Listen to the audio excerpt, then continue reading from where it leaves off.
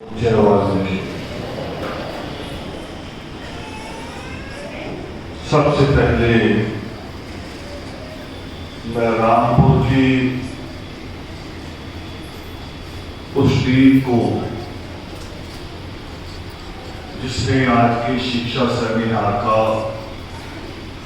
बल्कि लाइन को दुरुस्त करूं सफल शिक्षा सेमिनार का आयोजन किया, उस टीम को सबसे पहले धन्यवाद।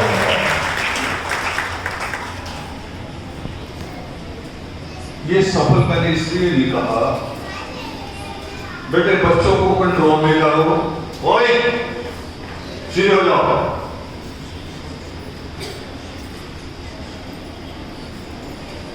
भीड़ से सफलता नहीं होती। दो बातें हैं मेरे जहन में। एक अभी सतपाल जी बोल रहे थे, उन्होंने प्रैक्टिकल करवाया कि और सामने आया कि 80% इसमें स्टूडेंट्स बैठे। एक तो ये सफलता है। दूसरी उससे भी बड़ी, दिल्ली यूनिवर्सिटी के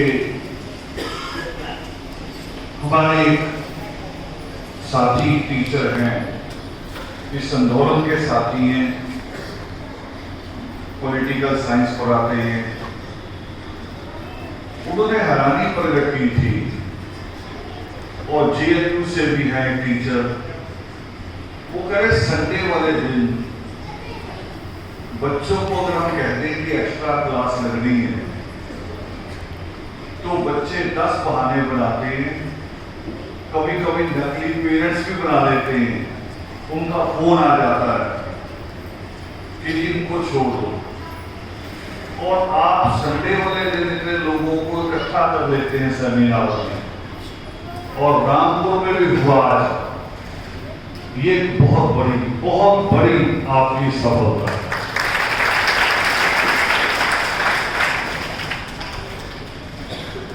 रामपुर एक केंद्र रहा है शिक्षा का। पहले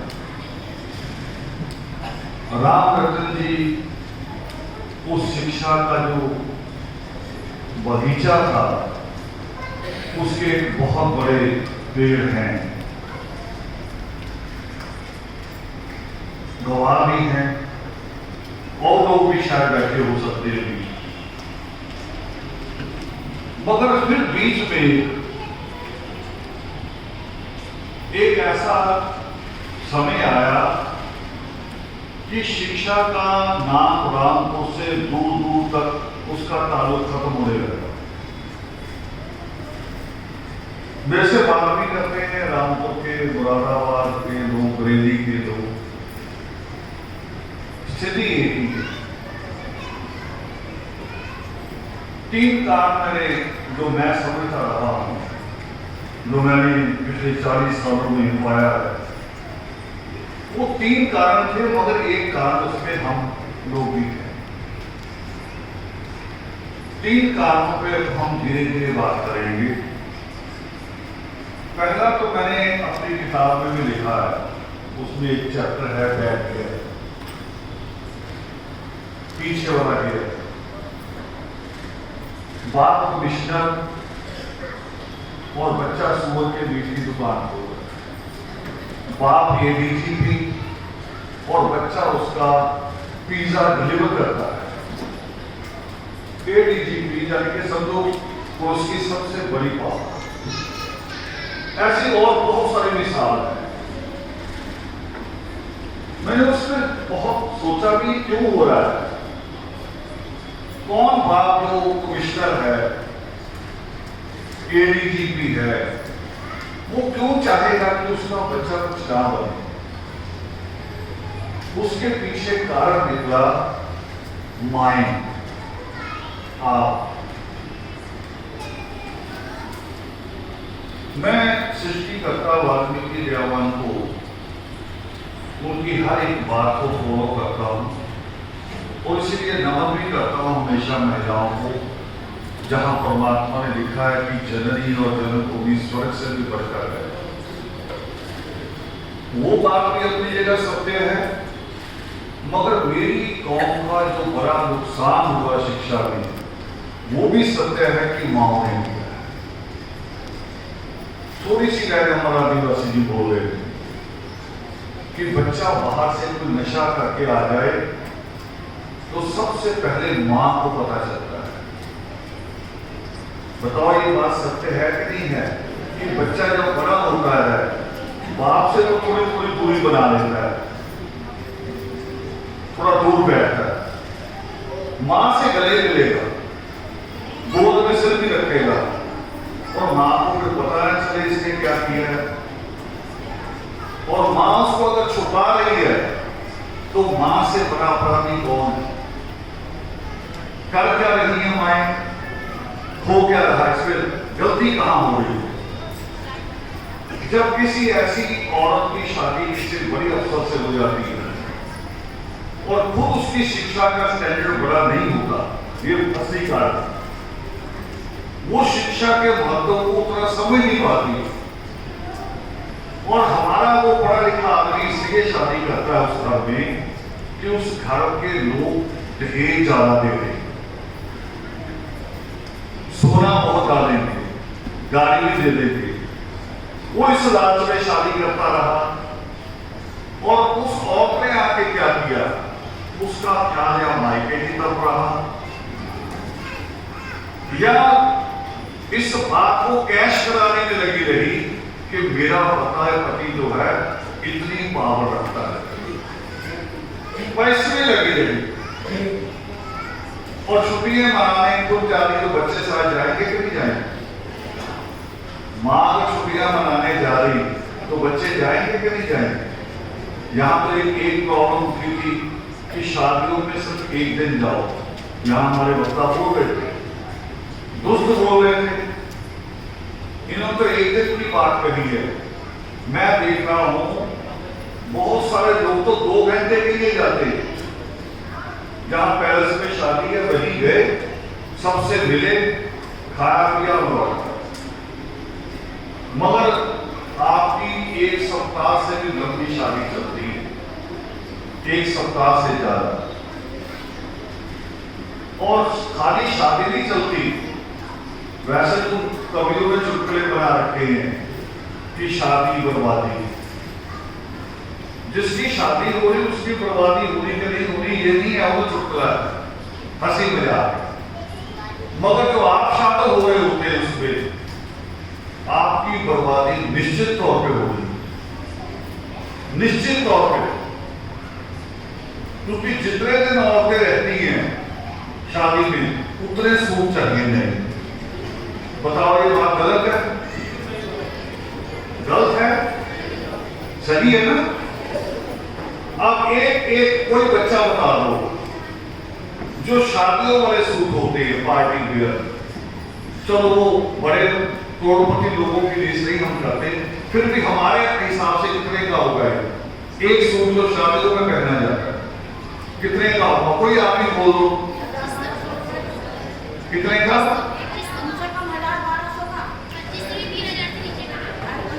चलो 20 वाले नंबर मान लेते हैं, 2000 मान लेते हैं, और अगर 5 सूट लिए कितने के हुए? 10,000।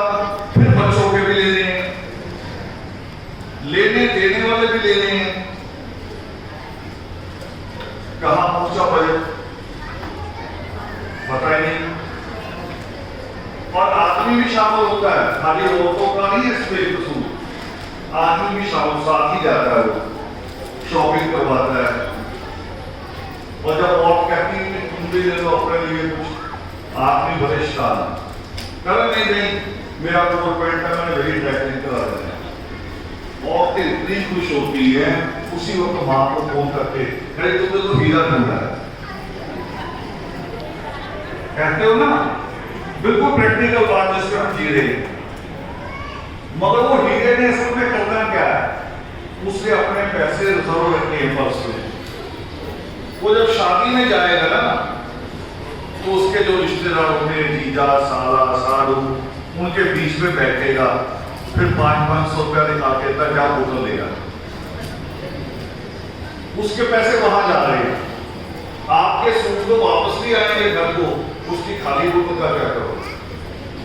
मगर नुकसान दोनों में नुकसान।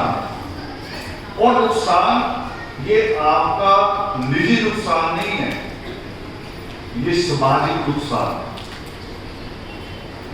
और सबसे बड़ा इस नुकसान में अगर कोई रूह कांपती होगी, रोती होगी, तो बाबा साहब अम्बेडकर के उन 4 बच्चों की रूह रोती होगी जिनको कफन नसीब नहीं हुआ और हम साथ छूट गए। कफन ही नसीब हुआ था बाबा साहब अम्बेडकर के बच्चों को। मां ने अपनी साड़ी फाड़ के बच्चे की लाश को ढका था, जिसके कारण आप इतनी हॉल में बैठे हैं, ये हॉल आपको कोई नहीं देता। देता तो क्या, रामपुर के किस्से मैंने सुने हैं। आदिवासी तो कह रहे थे कि इनका टाइम बड़ी मुश्किल मिलता है। मैं तो रामपुर की गलियों में घूमा, एक गली, मुरादाबाद की एक गली में घूमा। हकीकत से बातों हूं, रामपुर के लोग बताया करते थे कि शादी में नया सूट लेके झोले में डालते थे, कोसी नदी पे जाके नहा के फिर बदलते थे। हमें नया सूट पहनने का अधिकार नहीं था। ठीक हालत के नहीं थी रामपुर में, आजादी के बाद भी रही है ये हालत, आजादी के बाद भी रही है। और फिर हम उस हालत को भूल रहे हैं। हमें अपना बहुत पुराना इतिहास वो तो भूलेंगे, जो हमारे साथ घटित हो रहा है हम उसे भी भूल जाते हैं। हम उससे भी याद नहीं करते कि कम से कम इसे तो याद रखें, नहीं याद रखते। अब मैं जो कह रहा हूं कि ये खर्चा हुआ, और शादी एक नहीं आती, हर साल शादियां आती। मुझे तो यूपी में आना होगा, पंजाब में थोड़ी सी बीमारी पे कंट्रोल हुआ है, ये नहीं कि सुधर गए, थोड़ा सा कंट्रोल हुआ है। मगर यूपी में तो स्पेशल लोग कहते हैं कि प्रोग्राम पहले शादियां देखे, शादियां तो नहीं है तो आपको कोई नहीं मिलेगा, सब शादियों में जाए। इतना शादियों पे कुर्बाना, शादी पे बात कर रहा हूं, फिर आगे जाकर भूल जाऊंगा, इसलिए कहता हुआ आगे निकलूंगा। शादियों में एक और बड़ा अजीब काम हो रहा है। लड़की वक्त की बात हो रही थी, करवा चौथ की, करवा चौथ का वक्त के आदमी की उम्र बढ़ेगी। शादियों का भी एक वक्त है इनका, यानी शिव जी का वक्त रखेंगे।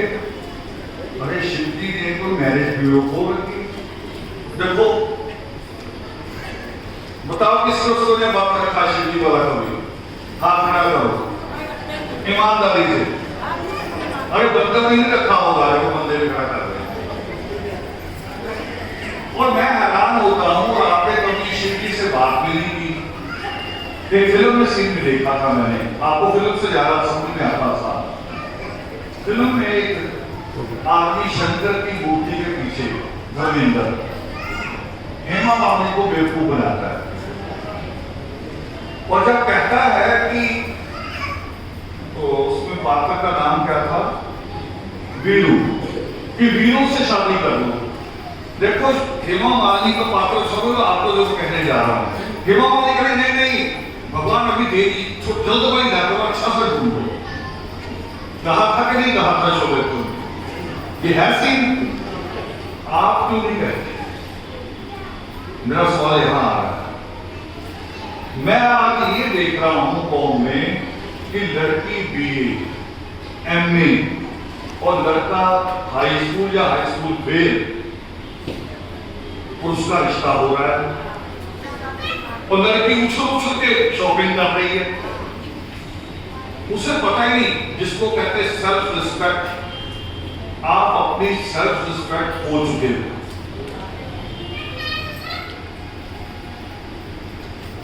अपनी इज्जत, अपना रुतबा खो चुके हो। ये होना चाहिए आपके अंदर, नहीं है।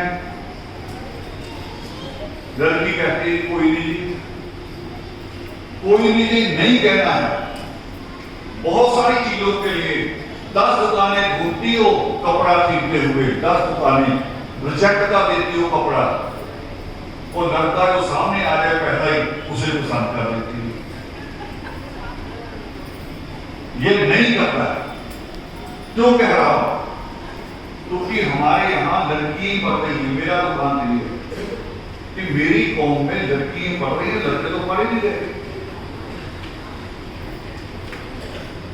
लड़के पढ़ नहीं रहे, माँ बाप उनको पढ़ाना चाहते हैं, और जो पढ़ना चाहती लड़की उनको बीच में रोक के शादी करते हैं। ये माँ बाप से भी मेरी रिक्वेस्ट है। हमारा शिक्षा सेमिनार इस बात को लेकर भी खूबसूरत होता है कि हम माँ बाप को भी एंट्री देते, और जरूरी।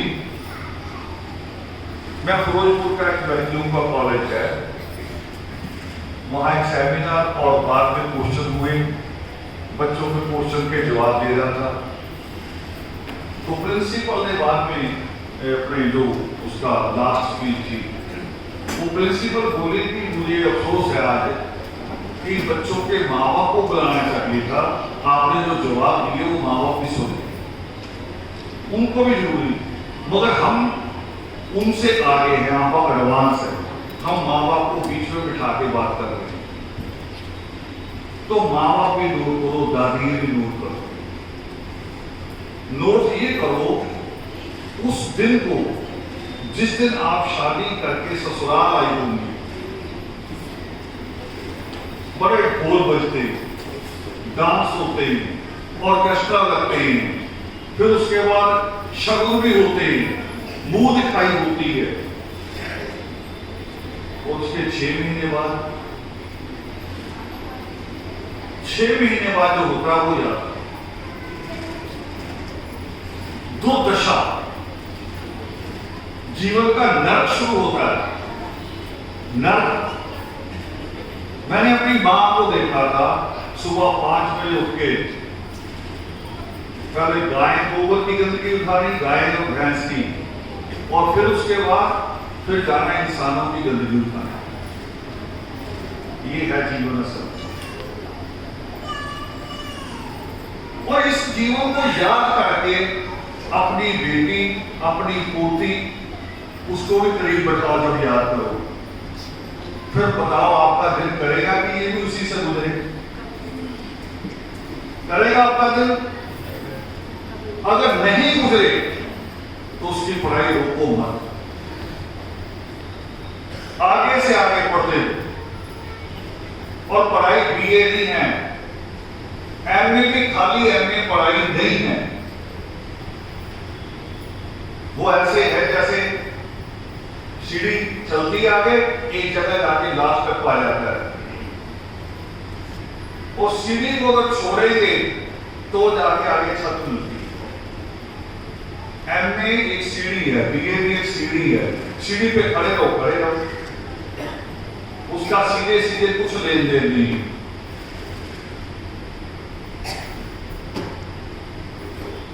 वर्क रखेंगे आदमी की उम्र बढ़ाएंगे, वर्क रखेंगे आदमी खोजेंगे, इससे ऊपर उठना पड़ेगा। कोई क्यों शंकर क्यों कोई आपको शराबी आदमी खोज के देगा? क्यों खोज के देगा? उसकी आदमी से दुश्मनी है। और उसने कहा मेरा मत रखो, आएगा नहीं। और आज और पे वर्क दूसरा क्या करेंगे? आदमी की उम्र बढ़ जाए और आदमी कहे कि मुझे नशे करके मरना है, ओए तो आप रोक लेंगे? नहीं रोक सकते। फिर क्या होगा? फिर रास्ता क्या है? रास्ता वही है जो सृष्टिकर्ता वाल्मीकि दयावान के हाथ की कलम है। रास्ता वही है जो बाबा साहब भीमराव अम्बेडकर अपने 4 बच्चे कुर्बान करने के बाद, अपनी पत्नी को कुर्बान करने के बाद, अपना खुद की सेहत, जब वो हिंदू कन्या बिल पेश कर रहे थे तब डॉक्टरों को कहा था कि आपको एडमिट होने की जरूरत है, आपका सादा इलाज नहीं हो सकता कि दवाई दे दें, एडमिट होने की जरूरत है। अपनी उस सेहत को भी कुर्बान करके आपके देवी देवताओं की तरह नहीं मान रहा। आपके देवी देवता क्या मानते हैं? कढ़ाई, प्रसाद, देव, मुर्गा, बकरा, सुअर। और बाबा साहब अम्बेडकर ने क्या मांगा? पहले शिक्षित हो जाए। फिर वो मांगा क्या उस आदमी ने? सारा परिवार कुर्बान कर उसने आपसे क्या मांगा? कि शिक्षित हो जाए और फिर संगठन रहना। यहां तो भाग्य हुआ हमारा, जो मैं कारण ढूंढ रहा था। अगर शिक्षा खराब भी हो रही पूरे देश में, मैंने जिस मिश्रण का नाम दिया, जिस एडीजीपी का जिक्र किया, वो रामपुर यूपी से नहीं है, एक हरियाणा का है, एक पंजाब का। इसलिए मिसाल मैंने वहां से दी है कि हम सारे एक से हैं, हमारी भाषाएं अलग है, आदतें एक सी गंदी आदतें, हमारे कीटाणु एक जैसे।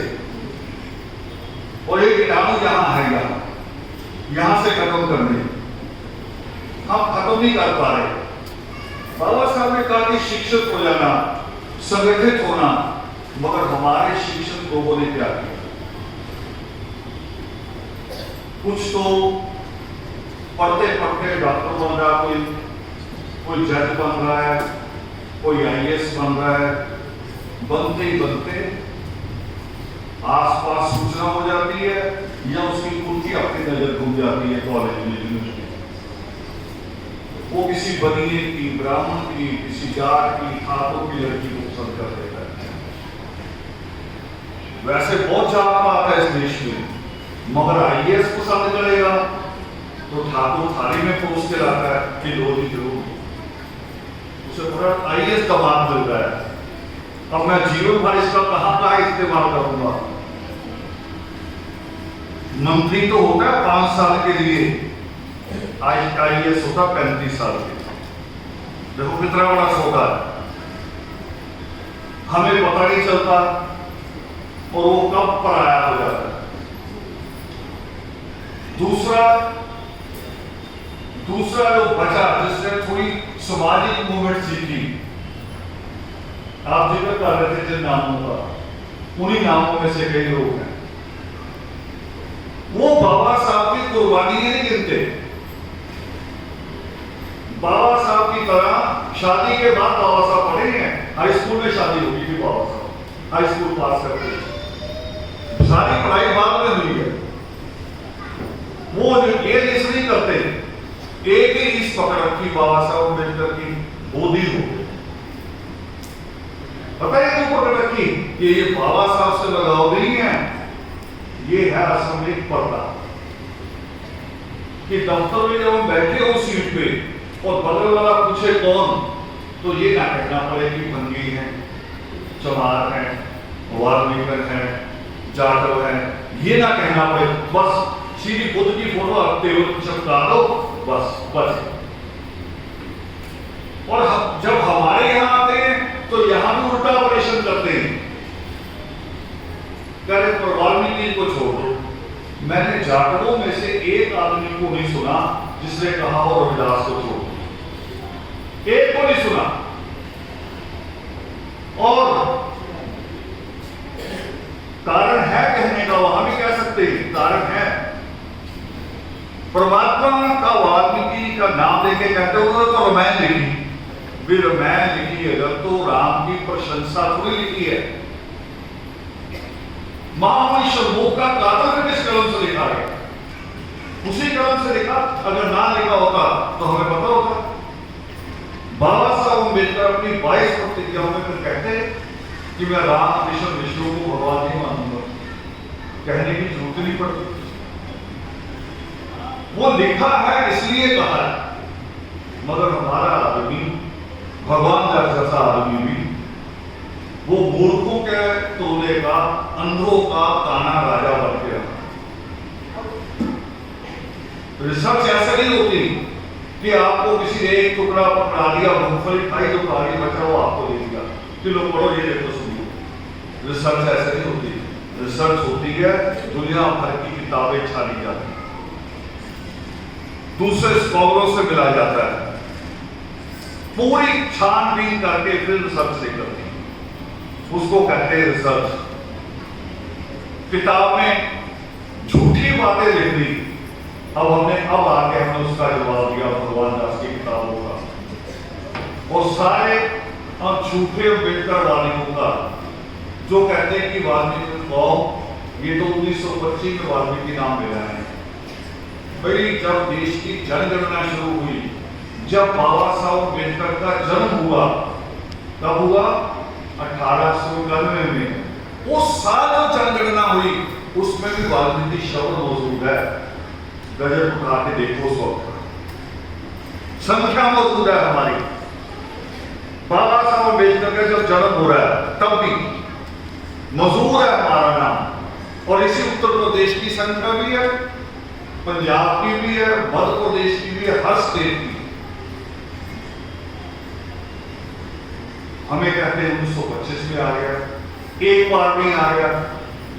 भाई ऐसा जब अब तो आपके पास ये मीडिया है ना, सोशल मीडिया, झूठ फैलाओ तो 1 सेकंड में फैलता है, कुछ भी फैलाओ। जब बाबा साहब अम्बेडकर थे तब मीडिया था ऐसा। और बाबा साहब अम्बेडकर को अखबार कितने लिखते हैं? ज्यादा उनके विरोध में लिखते थे, उनको गद्दार तक भी लिखते थे अखबार, जो अपनी कौम की लड़ाई लड़ रहे थे। अगर कौम की लड़ाई बाबा साहब लड़ रहे थे तो गांधी किसकी लड़ाई लड़ रहा था?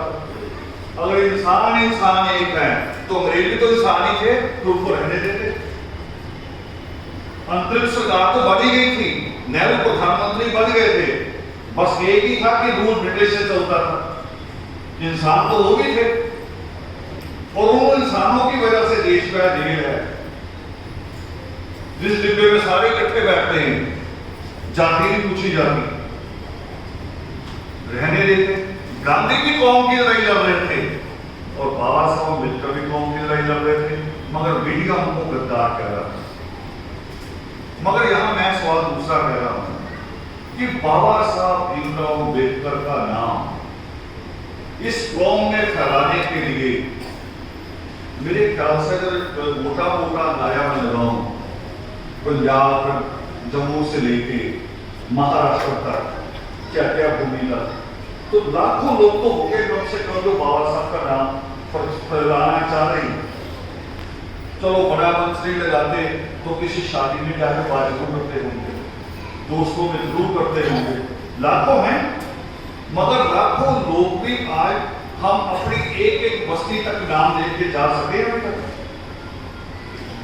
अभी तक बाबा साहब की फोटो लगी है, 14 अप्रैल हमारे घरों में मनाया जाता। अभी देखो, अगर अभी इतना मीडिया लाखों लोग होने के बावजूद नहीं हुआ, तो परमात्मा का नाम एक दिन में कैसे फैल गया हमारे? ये सोचना चाहिए भी कैसे फैल गया। झूठी बातें फैलाई, फिर हमने किताब छापी। अब हमारे साथी हैं अनमोल शंभू जी, उन्होंने रिसर्च किया, भूमिका मैंने लिखी कि मूल निवासी वाले, और साबित किया हमने उसमें। ये नहीं कि खाली कह रहे हैं, तथ्यों के साथ, जनगणना के गजल के साथ। जनगणना कमिश्नर उस वक्त ICS होता था, IAS नहीं होता था, उसके नोट्स लगाए और जो रिसर्चर है बड़े उस वक्त के, उनके नोट्स लगाए कि वाल्मीकि कौम मूल निवासी। और अभी खड़े खड़े साबित कर देता हूं, उत्तरी भारत में हम समझते हैं कि वाल्मीकि कौम है, उत्तर भारत में उत्तर प्रदेश का गाते हैं, थोड़ा बिहार में आगे बढ़ते गए हैं वहां भी, वो कहलाते हैं स्पष्ट सुदर्शन। मगर उनसे कुछ कहानी पूछो, स्पष्ट सुदर्शन है कौन? कहेंगे वही कि जिसने रामायण लिखी, जिसने सीता को जन्म दी। फिर बताओ बोला क्या हुआ? अगर मैं कहूं मैं भीम साहब को मानता हूं, बाबा साहब भीम को, और दूसरा कहे मैं बाबा साहब अम्बेडकर को मानता हूं, दो लोग थोड़े हुए। और फिर पूछे कौन? दोनों कहे जिसने संविधान लिखा, तो एक हो गया कि नहीं हो गया? राजस्थान का आदिवासी है, कोटा के पास वो वाल्मीकि मेला लगाता है, वहां का आदिवासी समुदाय पूरा हर साल लगता है। ट्राइबल में भी हो गए वाल्मीकि, एससी में भी हो गए, और कर्नाटक में जंगल में भी है, ओबीसी में भी। और जो हमारा तटवर्ती क्षेत्र है पूरा गुजरात, महाराष्ट्र, जो मछली पकड़ने का काम करते हैं, वो अपना नाम लिखते हैं कॉलोनी वाल्मीकि, जिसमें से हमारे राष्ट्रपति बने थे रामनाथ कोविंद। रामनाथ कोविंद वहीं से आए, और वो मछली पकड़ने वाले वाल्मीकि मंदिर बनाते, मगर आप कैसा नहीं बनाते।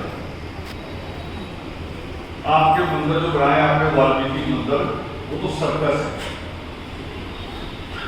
हमारे तो बातें भी, चलो आप तो सोचे में अगर कि गृहस्थी लोग हैं, इनको नहीं पता धर्म का, हमारे तो बातें भी ऐसे ही। हरिद्वार चले जाओ, उसमें पूरे देवी देवताओं की ऐसे चेन बना रखी है। वो जैसे आजकल खुली नहीं शॉप खुली बड़ी बड़ी भी, एक तरफ पाउडर भी मिलेगा, एक तरफ आटा भी मिलेगा, टूथपेस्ट भी मिलेगा, कोल्ड ड्रिंक भी मिलेगा, थोड़ा सा बड़ा बोल। हमारे बातें ऐसे बोल रहे हैं, वो करे जो भी आए, गणेश वाला आए तो वो भी मत्था टेक जाए, उसमें से भी कुछ मिल जाए, शिवलिंग वाला आए वो भी आ जाए, उसका भी लगाएंगे, देवी वाला भी आ जाए, और एक कोने में परमात्मा वाल्मीकि को रख देते। अब कोई आके कहे कि इसमें हिस्सा भी लिखता हो, बताओ जायज होगा? जायज होगा? तो जब ईसा उस पर धोना जायज नहीं है, गुरु नानक देव जायज नहीं है, तो बाकी भी जायज नहीं, और फिलॉसफी के लिए जायज नहीं है। वो यज्ञ करने वाले लोग, पखंड करने वाले लोग, मैं कल परसों बाल कटवाने चला गया, लोग वहां बहस कर रहे, उससे भी पर इंडिया जीता था, कहीं कौन सा मैच जीता 400 रन, किस देश से था, वो बोल रहे आपस में, बड़ी तारीफ कर रहे, मैं सुनता रहा 10 मिनट बाद मैंने कहा कि उसका कारण पता आपको? कह रहे वो बॉलर, मैं कहा नहीं बॉलर नहीं, बैट्समैन तो वो भी नहीं। मैं कहा उसका कारण है कि उस दिन भारत के पखंडियों ने, पंडितों ने, पागलों ने इकट्ठे होकर यज्ञ नहीं किए थे। जिस दिन यज्ञ करते उसमें इंडिया आ जाता है। वो लोग सच बोल रहे हो नहीं है कहीं कभी। एक दिन तो एक चैनल है इंडिया का बहुत बड़ा चैनल एबीपी, उस पे 11 पंडित बैठे पखंडी, 11 पखंडी, दूसरे वर्ल्ड कप था, और 11 के 11 का इंडिया जीतेगा,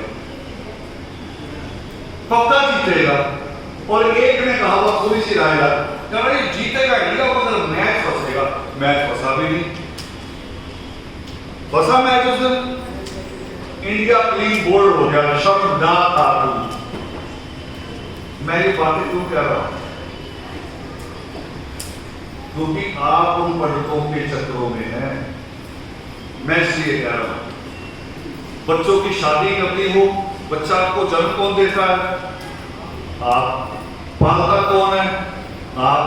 पैसा कौन खर्च करता है? आप। और शादी पूछने जाएंगे पंडित से, कैसे अजीब लोग हैं। बच्चा आते हैं वो नाम पंडित से पूछने जाएंगे। अब तो पंडित थोड़े सुधर गए हैं कि बाबा साहब अम्बेडकर का डंडा है। पता पहले क्या करते थे?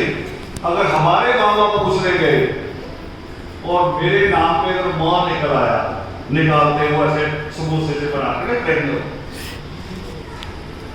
माँ निकल आया और वो जाति देख के नाम रखते थे। मेरे नाम पे नाम माँ निकला तो नाम रखेंगे मगदू, मगदू रखोगे। पंजाब का हुआ तो मंगल, शब्द एक ही है अर्थ।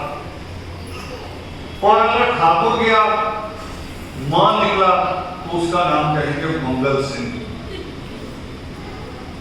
और अगर बनिए का बच्चा हुआ, वो गया, अगर मां निकला तो कहेंगे नाम रखो मोहन। फिर भी उसके पास जा रही, फिर भी नहीं हट रहे। और उन पंडितों ने अपनी बात को हद पार कर दी। वाल्मीकि प्रगट दिवस वाले दिन उन्होंने एक बहन फैलाया कि मंदिरों में नहीं जाना, ग्रहण लगाया। भी ईश्वर को भी ग्रहण लग रहा। आदमी जाके डॉक्टर के पास जाता है या ईश्वर के पास। अब उन्होंने कहा मंदिर भी बंद करो, ईश्वर को भी कुछ होने वाला है। क्योंकि उनके ईश्वर को होता है। आपने ऐसा देखा हो, याद होगा आपको, कोरोना में उनके ईश्वर को कोरोना हुआ था, मास्क पहनाया था उन्होंने मूर्तियों को, उनके ईश्वर को होता है, हमारे वाले को नहीं होता। क्योंकि हमारे वाले ईश्वर के हाथ में क्या है? जोर से बोल दो। तो कलम ही दुनिया की सबसे बड़ी पावर। जिसके पास कलम हो उसके आगे सारे झुकते। तो हम ये समझ नहीं रहे हैं, पढ़ाई में जो बाधा है उसमें 3 कारण है। माएं, अंधविश्वास और हमारी पढ़ी लिखी ताकत ने हमारा साथ नहीं दिया। अगर हमारे पढ़े लिखे ना बुद्ध वालों पे चर्चा ना करते, वो आके अगर ये कहते कि चलो 2 घर मेरे अगल बगल हैं, 2 ही को पूछ लो, जाते उनके घर में पूछते, चाची ताई कह के बात करते कि आपके बच्चे क्या कर रहे हैं, चलो मैं इनका दाखिला करवाता हूँ। जेब से पैसा खर्च ना करता, चाहे उन्हीं के माँ बाप से ले लेता, तब भी हमारा सुधार हो जाता। हमारे पढ़े लिखों में और गांधी में कोई फर्क नहीं। गांधी ने क्या किया था वाल्मीकि मंदिर में आके? जब वाल्मीकि मंदिर में आके गांधी बैठा तो गंदगी की टोकरी सिर में रख के दिखाई। पता है इसका क्या अर्थ होगा? जब सचिन कोक को उठा के ऐसे पीता तो उसका क्या अर्थ होता है कि आप सारे कोक को क्या करो? पियो, यूज करो। जारी ऐड है वो। और जब गांधी सर पे गंदगी की टोकरी रखा उसका क्या अर्थ हुआ? भी आप भी रखो। उसका अर्थ ये गया कि इतना बड़ा महात्मा जब रख रहा है तो हमारे सिर पे अगर है तो कोई फर्क नहीं पड़ता। यानी हमें बेड़ियों में बांध दिया, दिमाग की बेड़ियों। और अगर गांधी हमदर्द होता तो करता हमारी बस्ती में सारे बच्चों को इकट्ठा और फिर किसी स्कूल में लेके जाता, इनका एडमिशन करो, और स्कूल वाले करते अगर मना तो स्कूल के बाहर सत्याग्रह करता। तो मैं कहता कि गांधी हमारा हमदर्द होता कि नहीं होता? फिर हर 2 अक्टूबर को क्या होता? फिर हर 2 अक्टूबर को दलित बच्चों को इकट्ठा करके हर लीडर स्कूल ले जाता। और अब 2 अक्टूबर को क्या होता है? करे सारे झाड़ू पकड़ दो, सारे के सारे झाड़ू पकड़ दो। ये बातें बड़ी है, छोटी है, हम सोचते हंसी मजाक की है, मगर इन बातों ने हमारे जीवन को नर्क बनाया है। अब चौथा कारण एक और है जिसमें मैंने कहा था कि हम लोग भी शामिल हैं। हम लोग कोई 1980 के करीब मुझे जहां तक याद है, 1980 में हम लोग जुड़े आंदोलन से, और 86 के बाद वाल्मीकि तीर्थ का आंदोलन शुरू करने के बाद शायद 87 में या 88 में हमने उत्तर प्रदेश के, स्पष्ट उत्तर प्रदेश के को हमने टच किया। पूर्व उत्तर प्रदेश को हमने 82 में टच किया था, 82 में। यहां आए 87, मगर हो सकता पड़ी हमारी समझ ही गलत थी, या हमें ढांचा बड़ा बड़ा मिला था। जो शब्द आप बोल रहे थे खवाडस, वो बड़ा बड़ा मिला था, हम उसी में अडजस्ट हो रहे थे। और उस ढांचे को मैंने जो देखा, जिसमें मैं भी कर रहा हूं कि हम दोषी हैं, यहां इन शहरों में आके जो पश्चिम उत्तर प्रदेश में एक दम आंदोलन का नाम फैलाया था। पेड़ का तना तोड़ के उसको कूट कूट के ब्रश बनाते थे, हल्दी एक डब्बे में घोल के दीवारों पे लिखते थे। पूरा आंदोलन चला दिया। जानी उधर से काशीराम का आंदोलन चल रहा था, इधर से हमारा चल रहा था। बार पेंटिंग का जो मुकाबला कर रहा था पश्चिम उत्तर प्रदेश में, तो हम कर रहे थे। मगर आगे चल के एक मिस्टेक हो, हम प्रधान सेक्रेटरी बनाने लगे। तू प्रधान, तू सेक्रेटरी। अभी मैं आया जब तो आदिवासी ने कहा घर चले जाओ, तैयारी कर रहे हैं।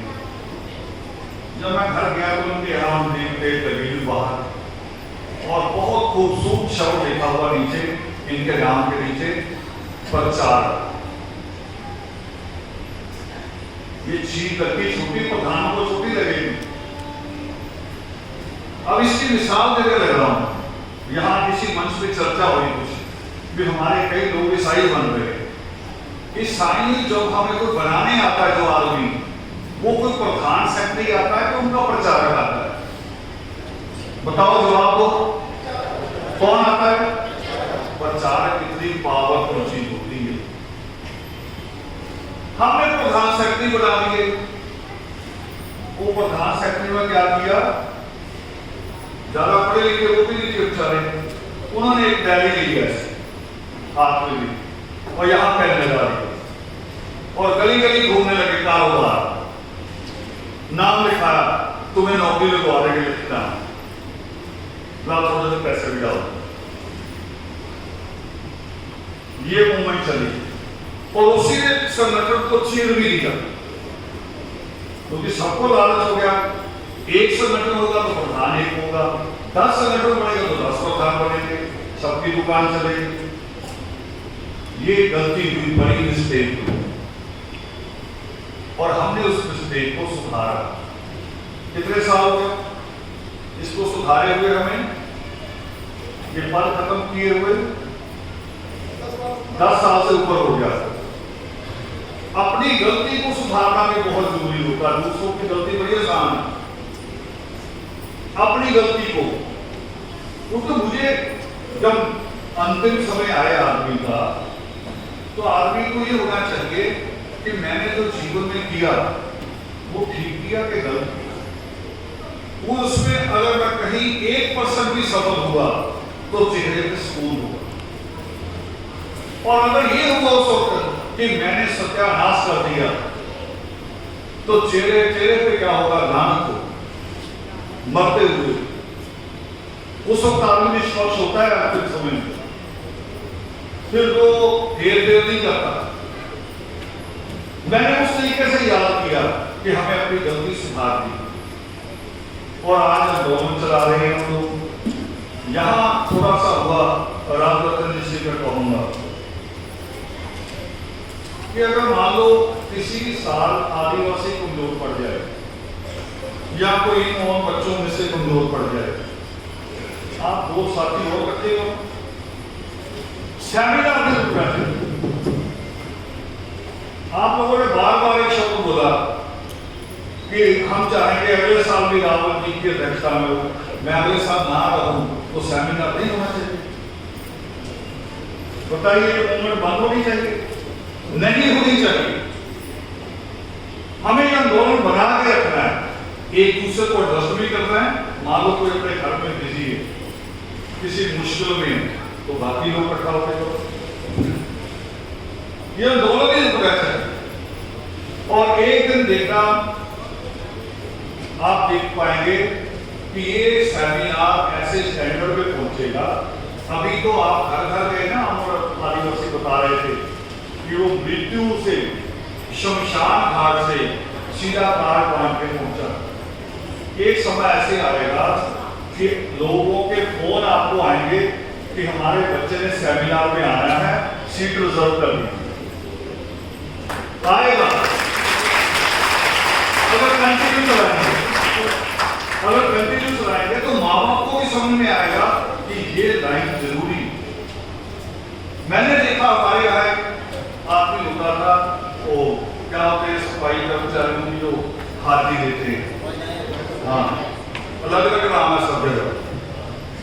वो हमारे यहाँ था और बड़ा शराबी, और जिस लीडर के पास बैठता था आगे लीडर का वो और था बड़ा बॉस, उसके इशारे में हमें गाली दिया करता था दूर से। जय वाल्मीकि के नाम से भी गाली देता था। मगर जब उसके अपने बच्चे 12-13 साल की क्रॉस करने लगे तो उसकी भी चिंता बढ़ने लगी।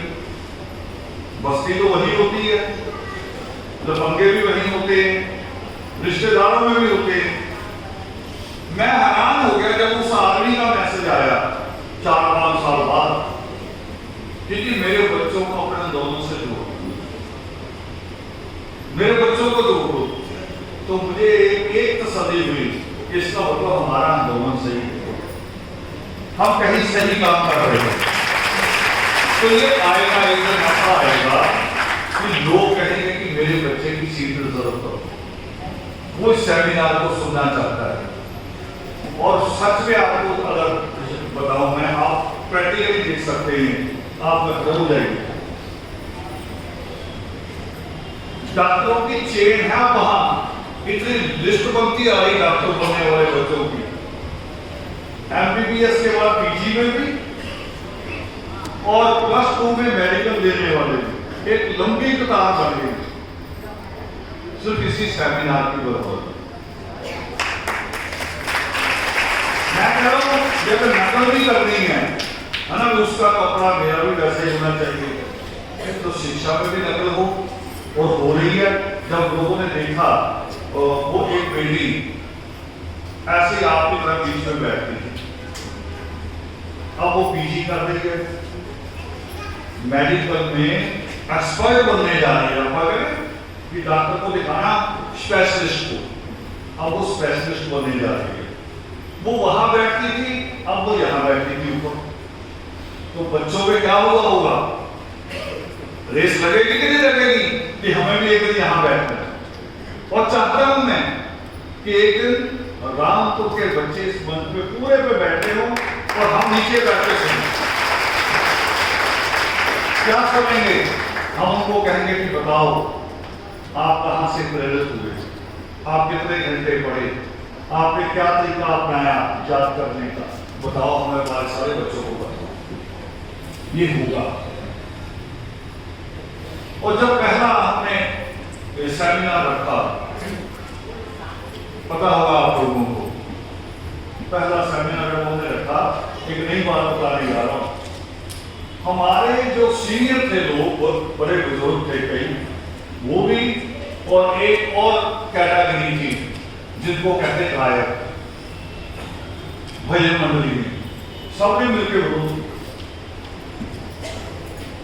मेरे सामने नहीं किया, मीटिंग में बैठ के नहीं किया, बीच बीच में वो जैसे दीपक होता ना चाटता है, खाता है, ऐसे किसी को फोन किया, भड़का रहे हैं, देखो जी धर्म धुन कहा, सत्संग कर दिए, सेमिनार शुरू कर दिए। फिर मैंने बताया कि पहला सेमिनार जब रखा तो मेरे पास प्रपोजल आई थी, लुधियाना में हुआ था, प्रपोजल आई थी सत्संग की, पूछना कभी लुधियाना के साथ कि सत्संग होना है। अब सत्संग में क्या होता है, सत्संग में सारे लोग ही बैठते होता, मैं अकेले होता हूं, एक तरफ दरबार होता है परमात्मा का, एक तरफ मैं बैठा होता हूं। लोग इधर भी मत्था टेकते हैं, मेरे आगे भी टेकते हैं, पैसे भी रखते हैं। बताओ तो मुझे क्या चुनना चाहिए था, अगर लालच देखूं तो मुझे क्या चुनना चाहिए था, सत्संग के सेमिनार। अगर लालच के तरीके पे सोचूं फिर तो सत्संग चाहिए था, पर मुझे बड़ा लालच था कि मेरी पूरी कौम बदले। मैंने कहा नहीं सेमिनार, बल्कि कई सेमिनार तो ऐसे हैं कि जब मेरे से पैसे वो तो ले लिए। मैंने कहा सेमिनार रख लो, कभी हॉल पहले बुक होगा, कभी तो कार्ड छपेगा ना, डेट हॉल बुक होगा, वो 20,000 आते।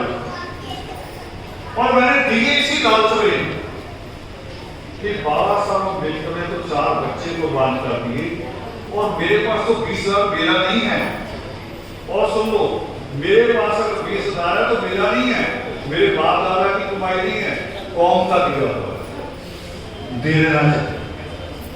और मैंने दिया, हॉल बुक हुए, लुधियाना का हो तो 69,000 का होता है, 69,000, और लंगर वाले हॉल का 15,000 अलग से जमा होता है। तब भी करते हैं हम, कहा मैंने तोड़ना नहीं से, सिर्फ कोरोना में रोका था। और जिस साल अधिकारी जी हमें छोड़ के गए, हमने उस साल भी कहा भी सेमिनार हो किया हम लोगों ने, इसलिए कि मैंने जो अपनी मां को देखा था वो मेरे बस में नहीं था उसको बचाना, मगर इन बेटियों को बचाना तो मेरे बस में है ना, है या नहीं है? आपके भी बस में है या नहीं है? आपके भी बस में भी है। कहते हैं पढ़ाई महंगी है, महंगी नहीं है। सिंपल सा बताओ मुझे, एक बच्चे का जिस दिन जन्मदिन मनाते हो कितने हजार रुपया खर्च करते हो? बल्कि लाख में आ जाते हैं लोग। कम से कम 1 लाख तो खर्च करते चलेंगे, और जो ज्यादा नहीं करते तो 20,000 तो वो भी करते हैं। लड़का लड़की की जिस दिन देखा दिखाई करते हो उस दिन कितना करते हो? जिसको कहते सगाई, रिंग सेरेमनी, उस पर कितना खर्च करते हो? जबकि वो कई बार टूट भी जाती हैं, बीच में कोई बात आ जाती टूट गई, कितना खर्च करते हो? लखनऊ में एक लड़की पीसीएस बनी, मुझे तो उसकी सोच में भी तरस आता है। पीसीएस लड़की और बरेली में उसका रिश्ता हुआ। लड़का एडवोकेट खाली। अब एडवोकेट क्या होता है? एक बच्चे का सवाल भी था, ला या बी है जैसे क्या चले। एडवोकेट क्या होता है? अगर चल जाए तो, मेहनत कर ले तो, नहीं तो एडवोकेट बेचारे फार्मों पे बोल ही लगाते रहते हैं। 10-10 रुपए, 20-20 रुपए में एफिडेविट टेस्ट करा दिया, 20 रुपए ले दिए, 50 दे दीजिए। पीसीएस लड़की का रिश्ता एडवोकेट से हो रहा बरेली में, और वो पता क्या लिस्ट भेज रहे हैं लड़की वालों को? उनको ये नहीं पता पीसीएस लड़की आ रही है। आप लोगों को नॉलेज होगी पीसीएस की सैलरी कितनी होगी? कम से कम 1-1.5 लाख। साल में कितनी हो गई? साल की लगाओ, अगर 12 महीने हैं 1.5 लाख के हिसाब से 18 लाख। 5 साल में 90 लाख। देखो तो ये कमाई किसको मिल रही है? फिर शादी के बाद किसे मिल रही है? मायके को क्या ससुराल को? ससुराल को। तब भी ससुरालियों का लालच नहीं जा रहा है, इतने लालची हैं। ये दहेज से भी बचो, और खास तौर पे पढ़ी लिखी लड़कियों को रोक करो इसको। ऐसे तो अपनी सैलरी 90 सूटों की लिस्ट आई, उसकी मौसी हमारे साथ जुड़ी हुई है। 90 सूटों की लिस्ट माँ बाप पूरी कर रहे हैं। मुझे माँ बाप पे नहीं, मुझे लड़की पे तरस आया। मुझे लगा कि ये पीसीएस है ही नहीं, ये गवार से भी बेकार है। जिसको कहना चाहिए था कि 90 नहीं, 1 सूट भी नहीं मिलेगा, शादी करनी है तो बताओ। नहीं तो पता किस किस के सूट मांगते हैं? आई हुई बहू को तो कहते हैं कि फला रिश्तेदार से हमारी बोलचाल की बदली जा रहा, सूट उसका भी मांगेंगे। और जो दादी है ही नहीं, मर गई, सूट उसका भी मांगेंगे। वे सूट मैंने कहा गारंटी लड़कियों को कह रहा हूं, और जो मरी हुई दादी का सूट देंगे, पर बताओ देने को जाए? हाँ देने को जाए तो दे देंगे। चलो भी चलो कि कोई क्या नहीं, फंदा लगाते मार के देने जाओ दादी को। ये सारा पैसा शिक्षा से ज्यादा है, कहीं ज्यादा। अब मैं बता रहा हूं, बीएड वाली बच्चा कह रहा है, बीएड वाला बच्चा कह रहा है कि बीएड पता कितने की होती है? कितना खर्चा यहाँ यूपी में बीएड करने का? 1 साल की फीस कितनी? संजय जी आपको पता होगा है? 60,000। इनकी सगाई कितने में होती है? रिंग सेरेमनी, एक रिंग भी 50,000 की है ना, 1 तोला। तो बताओ बीएड महंगी है कि सगाई? और आगे आ जाओ। अब वो माएं हाथ खड़ा करेंगी, दादियां भी, जिनकी शादी हुई और 6 महीने से ज्यादा उनका जीवन बचा हो, जिसका बचा हो वो हाथ खड़ा कर, जिसका बचा हुआ 6 महीने बचा था कि ससुरालियों ने ले लिया था? एक हाथ, देखो पूरे हॉल में एक हाथ। और कहा जाता है ये गहरा कहा जाता है? माँ बाप ले लेते लड़के के ऊपर, नारायण है इसकी शादी को खर्चा लेके की जेवर का। बताओ ये होगा कि नहीं होगा? और अगर बीएड करवा दो, बीएससी नर्सिंग करा दो, वो कोई ले लेगा? छीनेगा। आप तरीका तो देखिए। मैं गर्मियों की छुट्टियों में देख रहा था, एक लड़की का फोन आया मुझे, कह रही थी एसी कौन सा अच्छा है। मैंने कहा एसी तो तुम्हारे घर है, कहाँ आया था। मैं कह रही हमारे घर तो है, मेरे मायके में नहीं। देखो कितनी बड़ी बात, आप घर कर सकते हैं, कहीं मायके में नहीं है। तो मैंने कहा जब तुम्हारे घर में जो लगा वही वाला देखो। कहीं वो कोई बात नहीं, मेरे घर में तो कोई भी लग जाए, मगर मायके में वो लगा के देना है जिसका कोई मुकाबला नहीं, क्योंकि मेरे माँ बाप ने मुझे सिलाई कराया। देखो अब एक ये लड़की और एक वो लड़की जो हर 6 महीने बाद माँ बाप को कहती है कुछ पैसे भेज दो, बच्चों की फीस रुकी हुई है। ये तो हर घर में लड़की है ना। अब हमें कौन सी लड़की बनना है, कौन सी कौम बनना है, कौन सी बेटी चाहिए हमें।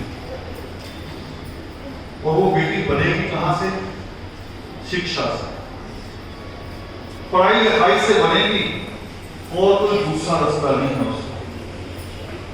इसलिए मैंने कहा कि सत्संग भी करेंगे, मगर सत्संग से ज्यादा उसके पैदल सेमिनार करेंगे। हर चीज का अपना अपना तरीका होता है। कोई शमशान में जाके नाचना शुरू कर दे तो लोग कहेंगे ना पागल है। हर चीज के लिए कायदा होता है, तरीका होता है, माहौल पैदा किया जाता है। सेमिनार एक माहौल पैदा करता है। और मैं तो कई शहरों में ये कहता हूं कि सेमिनार करना हो तो किसी कॉलेज या यूनिवर्सिटी का हाल चलो। कारण पता उसका क्या? जब यहां दादियां भी बैठी हैं, जब दादी तैयार हो, आज इस 5 तारीख को तैयार हो रही हो, सुबह सुबह तैयार होकर निकले तो पड़ोसी पूछते रहे कहां जा रही हो सुबह सुबह, और वो कहे यूनिवर्सिटी जा रही हूं। पूरी बस्ती हैरान हो जाएगी कि नहीं हो जाएगी? पर खाली हैरान नहीं होगी, एक लगन, एक इच्छा पैदा होगी कि हमने तो यूनिवर्सिटी देखी नहीं, अगली बार हम भी चले देखेंगे है क्या यूनिवर्सिटी है क्या। और आपको कह रहा हूं कभी कभी एक्सपेरिमेंट किया करो। कभी किसी कॉलेज में, यूनिवर्सिटी में जिस वक्त क्लासेस चल रही हैं वो टाइम रात को नहीं, क्लासेस के टाइम कभी उस पर राउंड करो, अंदर घूमो, सारा कुछ बदल जाता है। सोच समझ चाल भी बदल जाएगी। आप फिल्म देख के चाल बदलती है, फिर चल बदलती है। एक्शन फिल्म देख के निकलो तो चाल और होगी, सीरीज फिल्म देख के निकलो तो चाल और होगी, और अगर भूतों वाली फिल्म देख के निकलो तो चाल और होगी। कहीं खाली जगह आ गई, तेज बातें कुछ है तो नहीं, कोई फिल्म में पहले देखा है, होता कुछ नहीं। तो इसलिए कई जगह मैं कहता हूं कि यूनिवर्सिटी का हाल चलो, यूनिवर्सिटी नहीं है तो कॉलेज का हाल चलो, यानी वहां माहौल होता है, लगे वहां जाके कि हम कहां आए। और ये दोनों बहुत आगे हमें केवल रामपुर में हो ये भी नहीं, हमारे हर शहर में, और फिर 10 साल बाद देखना कितनी देवियां, कितने पीर बाबा, और पीर बाबा भी बड़े 9 गज का पीर। मुझे पहली बार मैंने सुना था सहारनपुर आके, पहले 9 बजा। मैंने सोचा यार 9 गज 27 फुट बढ़ गया, इतना बड़ा चलता कहाँ होगा, इसके लिए कमरे कौन से होंगे। और जब देखा मैंने उसकी मिजाज तो इतनी छोटा सा दरवाजा, जब मैं भी जाऊँ तो बैठ के जाना पड़ेगा। मैंने कहा ये तो लेके जाता होगा डेड बॉडी। 9 बजा पीर, यानी कितने पीरों को, देवियों को आपने बना देगा। अब 10 साल सेमिनार करके देखो हालत बदलती है नहीं बदलती, करके देखो पूरी कौम की हालत बदल जाए।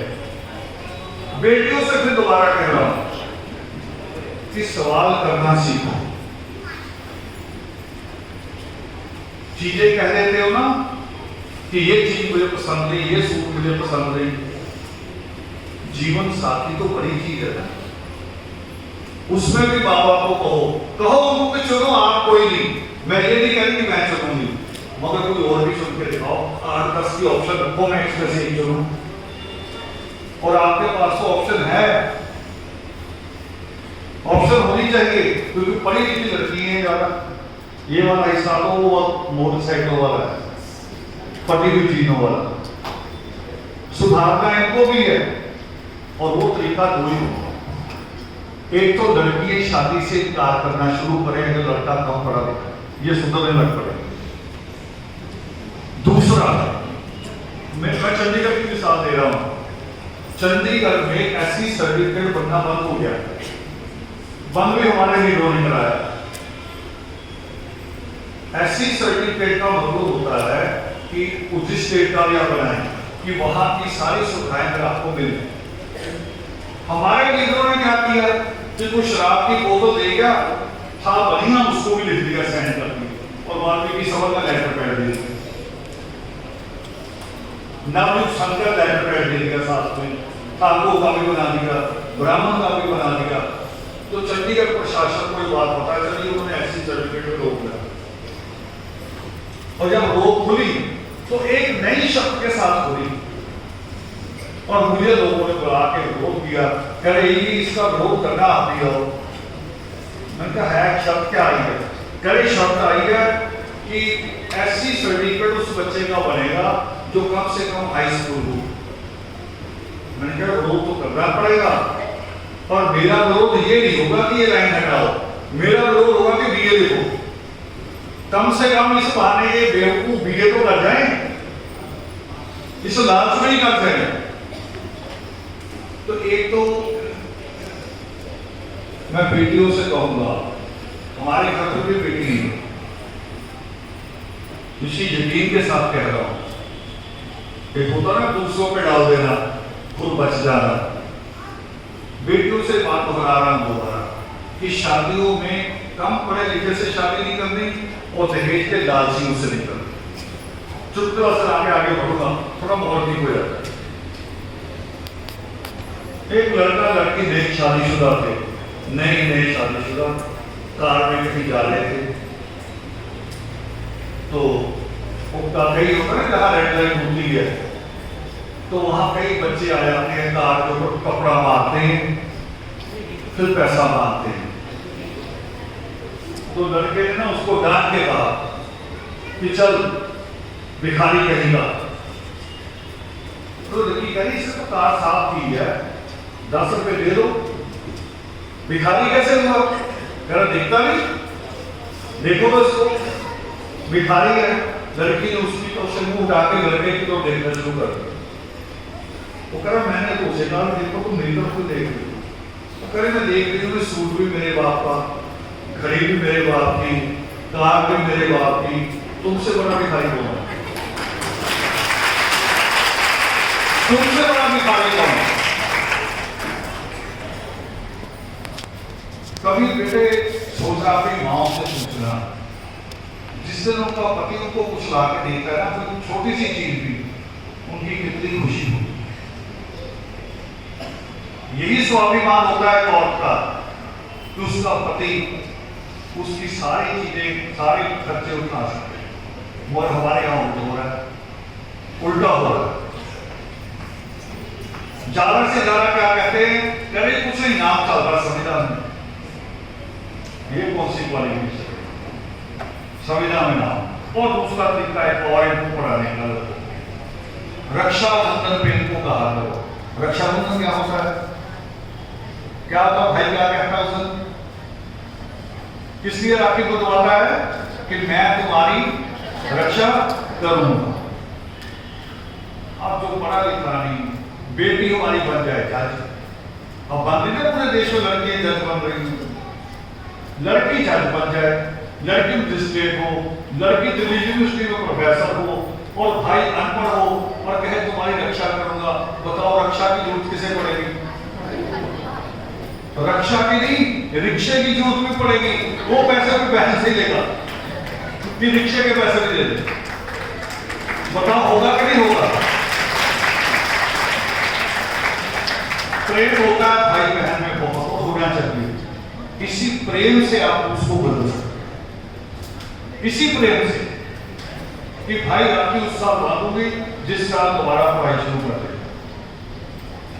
क्लास का कोई मतलब नहीं, हाई स्कूल सीधे हो जाता है, उम्र ज्यादा हो जाए उसको हाई स्कूल सीधा हो जाएगा, उसके आगे बिल्कुल है पढ़ाई हो जाती है।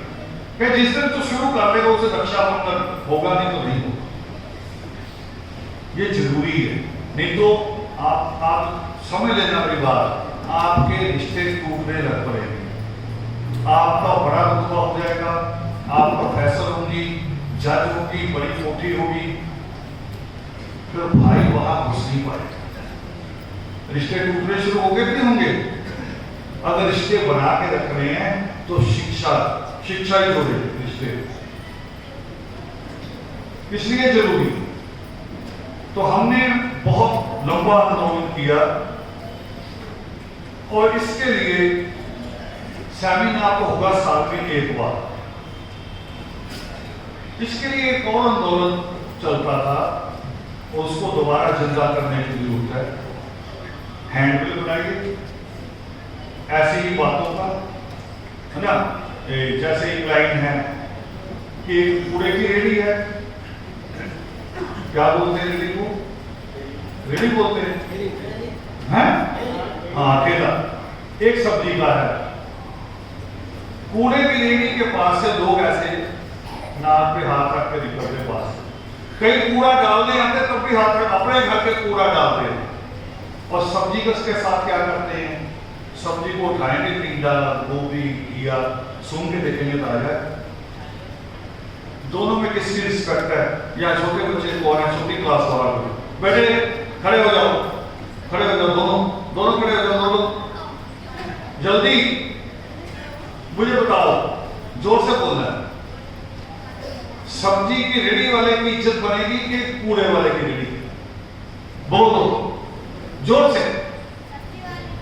दे दो माइक, दे दो, जोर से बताओ। ये माइक पकड़ लो दोनों इकट्ठे। इज्जत किसकी बड़ी है, सब्जी वाले की कि कूड़े वाले की? देखो इतने से बच्चों को पता है, और जब हम बड़े हो जाते हैं भूल जाते हैं। कई 12 पढ़ के +2 इंटर पास करके फिर कहते हैं कि वही नाम पे पढ़ो, तो सेल्फ रिस्पेक्ट आपके पास भी नहीं। कारोबार के बारे में भी एक सवाल है। कारोबार बेटे कोई छोटा बड़ा नहीं, मगर उसमें शर्तें। धीरू भाई अंबानी कहां से शुरू हुए थे? पेट्रोल पंप पे काम करते थे, गाड़ियों में पेट्रोल डाला करते थे। इसमें शब्द क्या है? शब्द ये है कि आपको सबसे ज्यादा जरूरत उस कारोबार को समय लेने की, और हम समय लेने से डरते हैं। ये खास तौर पर मेरी प्रॉब्लम, नगर पालिका की नौकरी भी इसलिए चुनते हैं कि वहां तो ज्यादा नहीं है, अगर जाना भी पड़ा तो सुबह 2 घंटे लगाएंगे, 7 घंटे। मगर जो दुकानदार है, चाहे राशन की दुकान है, कपड़े की है, आप गर्मी कड़कती धूप जब होती दोपहर 2 या 3 बजे का, आप चले जाओ किसी दुकान पे, कोई दुकानदार आप बता देना मुझे कभी सोया हुआ मिला आपको, ऊँगता हुआ मिला, सुस्ती का मारा हुआ? जैसे ही आप एंटर होते हैं उसी वक्त उठ के खड़ा होता, आओ बहन जी बताओ क्या लेना है। बारिश हो, तूफान हो, क्योंकि वो अपनी सीट पे बैठा है। ये सीट पे समा देना व्यवसाय में नहीं। आपको अगर पीएचडी करनी है, आईएएस बनना है, डॉक्टर बनना है, पढ़ाई भी सिटिंग मांगती, बैठना पड़ेगा। ये आदत हमें है नहीं, और आदत मुश्किल नहीं होती कोई आदत बदलना। मैंने तो सारी आदतों को नोट किया है, 7 दिन लगते किसी आदत को बदलने में, सिर्फ 7 दिन। मान लो सुबह 4 बजे उठना हो, जो आदमी 8 बजे उठता है ना, उसको 4 बजे उठना हो, 7 दिन लड़ना पड़ेगा उसे अपने आप के साथ। 8वें दिन बॉडी आपको खुद उठाएगी, करके देख लो। 8वें दिन बॉडी आपको 4 बजे के बाद देखोगे ना तो लेटने नहीं देगी। रोटी की आदत है, लड़कियों की शिकायत आती है कि फिंगर रखना से छोटा सा भिखारी जैसा सुपड़ा सा जैसा होता है मेडिकल में स्कैल्पन ढांचा हड्डियों का। माँ बाप कहेंगे जो और कोई शिकायत है लड़की की रोटी नहीं खाती, ये शिकायत है। रोटी खाने की जरूरी है मगर ज्यादा खानी जरूरी नहीं। कम से कम दिन में जो बड़े बच्चे यंग बच्चे हैं 6 से 8 चपाती उनकी होनी चाहिए, 6 से 8। और ये मजदूर की बात नहीं कह रहा हूं, पढ़ाई में भी जरूरी है। पढ़ाई में भी कभी देखा छोटी छोटी ऐड आती है, बच्चा पढ़ रहा है और मां कॉफी बना के ला रही है, वो एनर्जी चाहिए होती उसको, उसकी जरूरत होती है। और जितना पढ़ते हुए यहां ये गिरता है दबाव उतना मजदूरी में नहीं गिरता। उसको भी खाना चाहिए। ये बिल्कुल खाना कम खाना, दिन में 2 फुल्के खाने तो समझ लगता क्या होगा आपका। आप 35 साल की उम्र पार नहीं कर पाओगे। 35 साल के बाद आप यहाँ डॉक्टर के चक्कर लगाओगे रोज, अब ये हो गया, अब वो हो गया, अब ये बिगड़ गया, और कोई दुनिया का डॉक्टर भी आपको ठीक नहीं कर सकता। बताओ कागज में कील ठोकनी हो तो लकड़ी में, दोनों में से किस में ठोकेगी? कागज में कह देगी। तो जो लड़कियां खाना नहीं खाती वो कागज ही, उसमें डॉक्टर कितनी भी दवाइयां डालता रहे ठोकेगी, वो काम नहीं आना। माओ से कह रहा हूं लड़कियों को दूध देना भी शुरू करो। दूध बुलाई कहेंगी लफंगों के लिए, तेरे भाई के लिए, पर ये नहीं है दूध उनके लिए। वैसे दूध एक दिन ये भी पीती है करवा चौथ वाले दिन, वो फेरियां डाल के ना मैदा दूध में डाल के पी जाए, खा जाए, फिर कहेंगे मैं तो भूखी हूं। अरे भाई वो हजम ही नहीं होना सारा, वो चीज ही ऐसी डॉक्टर से पूछो, वो हजम ही नहीं होना।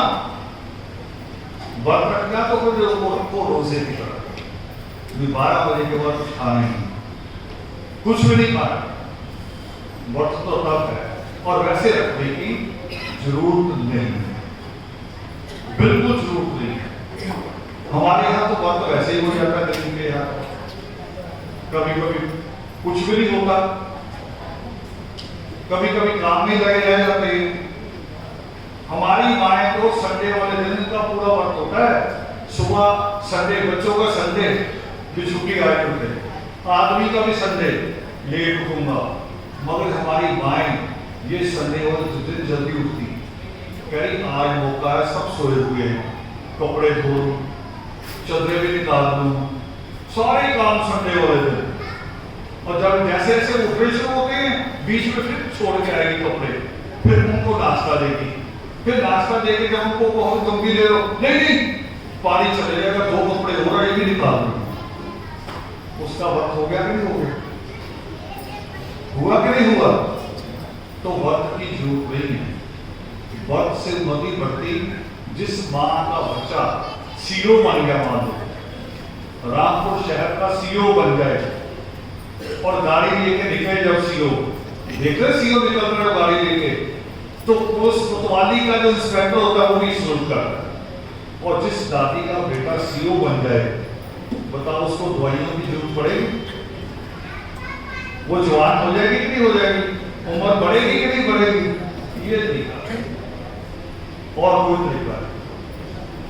छोटी सी बात और करनी मैंने, सवाल ही आपके, तो मैंने कहा भी है बीच में, एलएलबी के बेटे मुझे स्कोप नहीं नजर आ रहा, क्योंकि एलएलबी जब कॉलेज नहीं थे कहीं कहीं होती थी, आज से 10 साल पहले कहीं कहीं से एलएलबी होती थी। तब भी वकील बेचारे जैसे चाय का फट्टा होता है ऐसे फट्टा बजा के रखते हैं। वकालत पे और जुडिशरी पे खानदानी कब्जे हो गए। खानदान जिसका बाप नामी वकील है उसके पोते भी चले गए रहेंगे पीछे, और जो नया जाएगा वो फंस जाएगा। उससे बीएड बेटर है, और बीएड से भी सबसे ज्यादा बेटर है जो मैं इन दिनों बच्चों को सजेस्ट कर रहा हूं, बीएससी नर्सिंग। दोनों के लिए लड़के भी कर सकते हैं, लड़कियां भी कर सकती हैं। बीएससी नर्सिंग की इंग्लैंड और अमेरिका में सबसे ज्यादा, और इंडियन की जरूरत है। इंडियन की डिमांड वो ज्यादा करते हैं क्योंकि उनके यहाँ तो आदि बीमारियां नहीं रही। हमारे यहाँ पूरी बीमारी है, हमारे यहाँ की नर्स जाएगी तो बेटर समझ पाएगी। बीएससी नर्सिंग और उसकी एडमिशन जो होती है वो 60,000 से, अभी तो एक बेटी की हुई है उससे 95% नंबर लिए। एससी की लिस्ट में भी मगर उसका नंबर 30वां था। ये सोच लो मेरी बात। एससी कैटेगरी में भी मेरिट में उसका नंबर 30वां था, नंबर तो उसके 95%। अब ये नंबर भी चाहिए, और उसका एडमिशन हुआ 40,000 में, जो सरकारी यूनिवर्सिटी है हमारे यहाँ, बाबा फरीद यूनिवर्सिटी मेडिकल यूनिवर्सिटी, और प्राइवेट कॉलेज में है 75,000। तो आपकी सगाई और आपके जन्मदिन से सस्ता है। और फिर इसमें एक नियम है गवर्नमेंट का, पहले साल फीस आपको जमा करनी पड़ेगी, अगले साल स्कॉलरशिप आएगी पोस्ट मैट्रिक। स्कॉलरशिप जमा करा दें, फीस आपको अपने घर से नहीं देनी पड़ेगी। ये सिस्टम 4 साल के बाद बच्चा बीएससी नर्सिंग निकलते नौकरी मिलेगी, सरकारी नहीं मिलेगी तो नर्सिंग होम जगह जगह उतरे में उसकी प्रैक्टिस हो जाएगी, एक सर्टिफिकेट और तैयार हो जाएगा, एक्सपीरियंस मांगते हर जगह वो भी तैयार हो जाएगा। और बीच में जब आ जाए कि अमेरिका इंग्लैंड ने बीएससी नर्सिंग मांगी है, अप्लाई करो। बाकी लोगों का तो लगता है 15 से 20 लाख रुपया इंग्लैंड अमेरिका जाने, जिसमें बीएससी नर्सिंग की होगी उसको टिकट भी उधर से आएगी, टिकट उधर से आएगी, वर्क परमिट आएगा। और अगर भारत में नौकरी लगी आपकी तो 70 से लेके 80,000 रुपया मंथली 1 महीने की तनख्वाह होगी। और कोरोना की हालात के बीच में मैंने देखा था कि डॉक्टर और राशन की दुकान कभी बंद नहीं होगी, इसलिए सुजेस्ट करता हूं ज्यादा बच्चे इसमें जाओ। बाकी कोई पढ़ाई कम नहीं है, आप खाली केवल हिंदी पढ़ो, केवल हिस्ट्री पढ़ो, मगर उसमें एक्सपर्ट बनो तो पढ़ाई है। अगर आप इकोनॉमिक्स पढ़ के कॉमर्स करके बीच में छोड़ते हो तो वो भी बेकार, बीच में नहीं छोड़ती। मेरा अपना कहना तो ये है, फैसला आप करोगे, ज्यादा बच्चे करेंगे। बच्चे बहाने बनाते नहीं, माँ बाप ने कर दिया, माँ बाप नहीं करते। आजकल मुझे बच्चों का पता, जो आजकल बच्चा है जब वो जिद पे अड़ जाए, ये मोटरसाइकिल ले लेते हैं उसी को जिद पे अड़ जाए, और लड़की जिद पे अड़ जाए, थोड़ी बड़ी बात कह रहा पड़ गई है तो अपनी मर्जी की शादी तक कर जाती है, माँ बाप को घेर देती है। तो आप इस जिद पे भी अड़ जाओ, पता कहां तक जाना है, पीएचडी तक। उससे पहले ब्रेक भी लगानी, और साल कितने लगेंगे गिन देता हूं। भी इंटर जब हम पास करते हैं तब कितनी उम्र होती है, 16-17 साल। इंटर के बाद बीए के कितने साल है, 4 साल। 12 और 4 17 और 4 कितने हुए, 21। उसमें 2 साल की एमए कितने हो गए, 23। एमफिल करनी सरकार, फिर आ गया सीधा पीएचडी। पीएचडी के 4 साल कितने हो गए, 27 साल। 27 साल अगर खर्च किए तो अगले पूरा कितने साल बचे आपके पास, जो पीएचडी करेगा, जो अच्छी नौकरी में जाएगा। वो कम से कम 70-75 साल तो जिएगा, 80 साल भी जिएगा। अगर 27 साल इस पे लगा दिए तो अगली सारी उम्र सुट जाएगी। और अगर सोच लिया कि नहीं शादी का तो जल्दी, बड़ा मजा है उसमें, ढोल ढाल बजेंगे।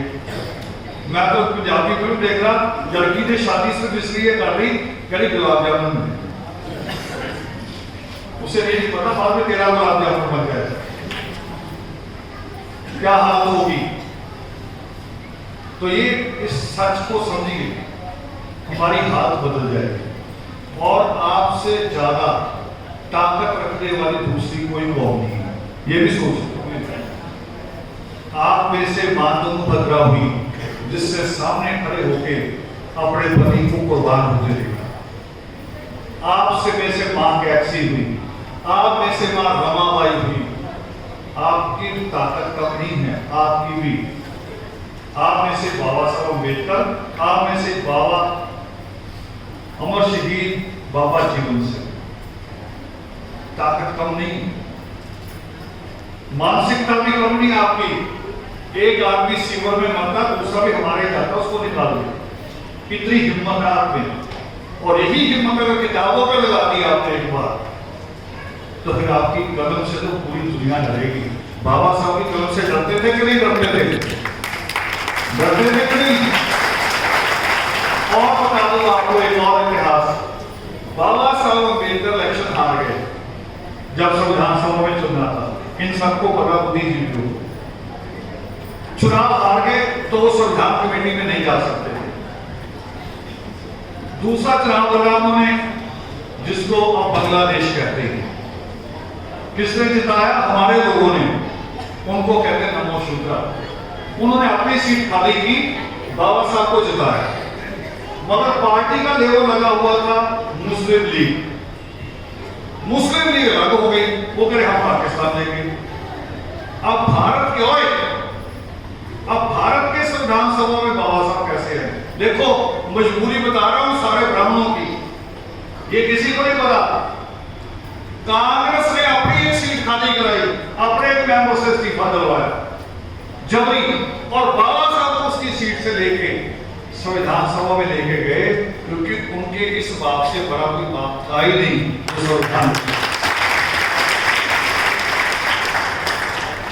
और आखिरी बात आरक्षण पे आई थी, सवाल था आरक्षण पे। अमेरिका की यूनिवर्सिटी है जिसपे अभी अभी रवीश ने दौरा किया, यूट्यूब पे देखोगे रवीश को। और अमेरिका की यूनिवर्सिटी भरोगे शायद IMT है, मेरा MIT भरोगे तो उस रिपोर्ट को सुनना। तो उसमें एक संदर्भ आ रहा, बातचीत करते, लंबी रिपोर्ट है। तो वहां का स्टूडेंट बता रहा कि हमारे यहाँ की सुप्रीम कोर्ट ने आरक्षण के खिलाफ फैसला दिया। देखो, आरक्षण वहां है, अमेरिका में भी है। वहां आरक्षण किसके लिए? काले के लिए, गोरे के लिए भी है, और बेटियों के लिए, जेंडर के नाम आरक्षण है। और केवल स्कूल में नहीं, कॉलेज में, यूनिवर्सिटी में नहीं, दुकानों में भी है। अगर किसी दुकान पे 4 मुलाजिम रखे हुए हैं तो 3 महीने में रिपोर्ट देनी पड़ती है कि उसमें गोरे कितने हैं, काले कितने हैं, महिलाएं कितनी। अगर रेशो गलत है तो उनका सोशल जो डिपार्टमेंट है वो एक्शन लेता है, लाइसेंस रद्द भी कर सकता है। पहली बात क्या आई कि अमेरिका जैसे देशों में भी आरक्षण है। दूसरी बात, क्योंकि सुप्रीम कोर्ट ने रद्द किया, कुछ लोग गए सुप्रीम कोर्ट में भी कब्जा, उनके वहां भी अंग्रेजों का कब्जा गोरों का, उन्होंने रद्द कर दिए जान के। मगर यूनिवर्सिटी का हम नहीं माने। देखो, यूनिवर्सिटी ने मना कर दिया सुप्रीम कोर्ट के फैसले को। वो कह रहे हम ह्यूमैनिटी पे, मानवता पे काम करते हैं, हमें किसी सुप्रीम कोर्ट की जरूरत नहीं है। जो मानवता के लिए नियम है पूरी दुनिया के, हम उसको अपनी यूनिवर्सिटी में लागू रखें। और लैंड एक और क्या लिखी नीचे कि सारी जातियों को, जाति नहीं है वहां, क्लासेस कह सकते हैं, गोरे काले वाली, वो कह रहे हैं सारी क्लासेस को रखने से हमारी पढ़ाई के ऊपर अच्छा असर पड़ता है, पढ़ाई बिखर के आती है। अगर हम एक काम कर देंगे तो पढ़ाई खराब हो जाएगी। ये यूनिवर्सिटी ने लिखा है, अभी ताज की रिपोर्ट बता रहा हूं।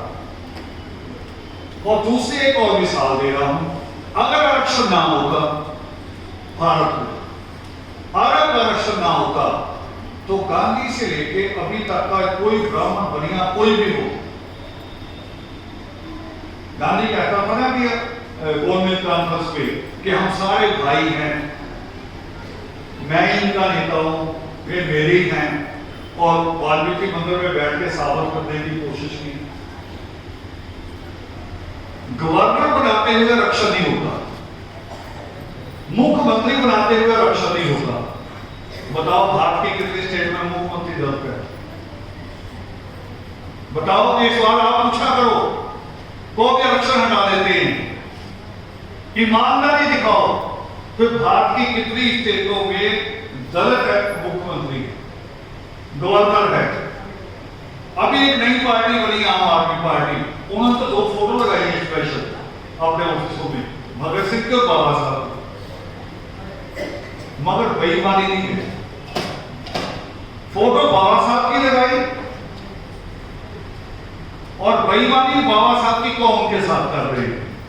एक छोटी सी कविता थी, मुझे याद नहीं है, मैं उसकी कहानी याद है। एक कवि है, बड़े अच्छे मुस्लिम लड़का, बड़ा अच्छा लिखता है। उसकी कविता थी खाकी छिपकली के नाम से। वो कह रहा है, एक खाकी रंग की छिपकली गांधी की फोटो से चुपचाप बाहर निकलती है। गांधी कौन? जो कहता था अहिंसा अहिंसा अहिंसा, नॉन वायलेंस। वो कह रहा चुपचाप बाहर निकलती है, फिर रोशनी की तरफ बढ़ती है, और जैसे ही रोशनी के पास कोई भंवरा आता है, कोई मच्छर आता है, वो झट से चढ़ती है, खाती है, वो चुपचाप बैठ जाती है, और फिर चुपचाप उसी फोटो के पीछे जाके अब इस कहानी को समझते कहां है? अब इसको ऐसे समझो कि गांधी की फोटो के पीछे से खाकी वर्दी वाली पुलिस निकलती है, दलित को मारती है, सत्ता निकलती है, दलित को मारती है, खून चूसती है। फिर गांधी की फोटो के पीछे, गांधी की फोटो के पीछे कांग्रेस भी, गांधी की फोटो के पीछे भाजपा भी, गांधी की फोटो के पीछे सपा भी। अब आम आदमी पार्टी को उन्होंने नया काम शुरू कर दिया, उन्होंने बाबा साहब और भगत सिंह की फोटो लगा दी, और बढ़ाते ही पंजाब में सत्ता आते ही अचानक 6 राज्यसभा की सीटें खाली हुई जो पंजाब से चुनी जानी थी। और पंजाब कौन सी स्टेट जिसमें देश में सबसे ज्यादा दलितों की आबादी, 34 लिखते हैं, मगर हमारा आंकड़ा जो है 38 है, 1/3 से ज्यादा। 6 सांसद राज्यसभा में भेजे, एक भी ऐसे। चुनाव निशान झाड़ू, फोटो बाबा साहब की, मगर आप में से किसी को एमपी नहीं बनाया, एमपी बुलाया ब्राह्मण बनी हो। तो ये साजिशें समझ ली, और ये समझाएगा कौन? जो बाबा साहब ने आपसे मांगा कि शिक्षित हो जाओ। शिक्षा समझाएगी, शिक्षा सवाल करना सिखाती है। अब शिक्षा जब हम पढ़ते हैं, स्कूल में जाते हैं, पहले गाथा का सीखते हैं, फिर थोड़ा जोड़ना सीखते हैं, फिर कहानियां छोटी छोटी टीचर सिखाता है। और जब कहानियां सीख जाते हैं तो सबसे पहला सवाल क्या आता है? कहानियों में से सवाल। कुएं पे कौन खड़ा था? टीचर पूछता, कहानी में होता है, यानी वहां से सवाल शुरू होता है। और शिक्षा सवाल करने सिखाती है, इसीलिए शिक्षा से हमें रोकते हैं। तो हमारे प्रोफेसर साहब बोल रहे थे कि एक नौकरी भी नहीं बची है शायद, पर फिर भी आप लोगों ने अपने आप को बचाया हुआ है। पर बचाया हुआ शादियों के लिए, अय्याशी के लिए, जन्मदिन मनाने के लिए। मेरी आपसे प्रार्थना है कि ये पैसा अब भी बचा के बच्चों की शिक्षा पे खर्च कर दो। नगर पालिका की तरफ देखने की जरूरत नहीं होगी, या इसी नगर पालिका का जो अधिकारी होता है, ईओ होता है, प्रशासक होता है, पीसीएस, वो आपका बच्चा बन के आएगा, आपका बच्चा बन के आएगा प्रशासक। ये देखना शुरू कर दो। बात खत्म कर रहा हूं। एक अंतिम आपको रिक्वेस्ट करते हुए, अंतिम रिक्वेस्ट ये है कि मंत्र दे रहा हूं और आपको लगेगा मंत्र पता नहीं ब्रह्म हो रहा, वो नहीं, ऐसा नहीं कि जपूंगे तो कुछ हो जाएगा, ऐसा कुछ होता नहीं करेगा। आप लोगों ने बड़े मंत्र पढ़े, पंडितों के पास गए, तबीज लाए हैं, है ना, कुछ नहीं हुआ, होना भी नहीं। मंत्र ये है सारी बाएं। मैंने कहा ना, जो बच्चे नहीं पढ़े, अफसरों के बच्चे, उसका कसूरवार कौन है? माइंड। अब माइंड नोट कर, जब रात को बिस्तर पे जाओ, लेटने से पहले एक लाइन आपने बोलनी, सिर्फ एक लाइन। क्या बोलना है? मेरे बच्चे अफसर बनेंगे, बस ये मंत्र है। और जब सुबह उठो तो पाँव नीचे उतारने से पहले इसे फिर दोहराना, इसे दोहराना है। ये पता मैं क्या करा रहा हूं आपको, नई चीज नहीं है कोई। जो पुराने बुजुर्ग नहीं कहते थे कि जैसा सोचोगे वैसा हो, जैसा सोचोगे। वो फिल्म आई थी मेरे खान की, है ना, वो क्या कहता है? ऑलवेज। अब ये भी रख लो, क्या बोलना मानने, क्या बोलना, बोलो मेरे साथ, मेरे, बोलो बोलो, एक बार जोड़ के बोलो, मेरे बच्चे अफसर बनेंगे। अब बोलो, सोने से पहले और उठते ही ये बात कहनी है, हो जाए। जय